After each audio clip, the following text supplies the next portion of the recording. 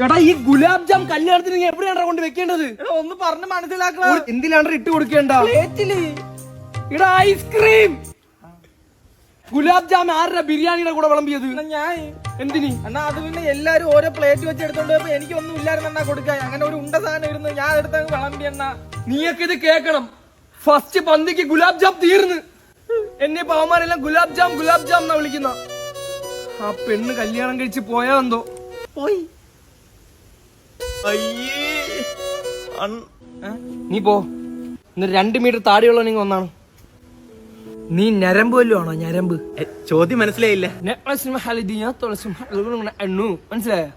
ഞരമ്പല്ല ഞാൻ. ഇപ്പൊ മനസ്സിലായല്ലേ? ഒരു കാര്യം ചെയ്യും, ഞാൻ ഇപ്പൊ കഴിക്കാൻ വേണ്ടി ഇരിക്കുകയാണേ. നീ ഇപ്പൊ ബിരിയാണി എനിക്ക് വിളമ്പണം. ഒന്ന് വിളമ്പിയാണ്.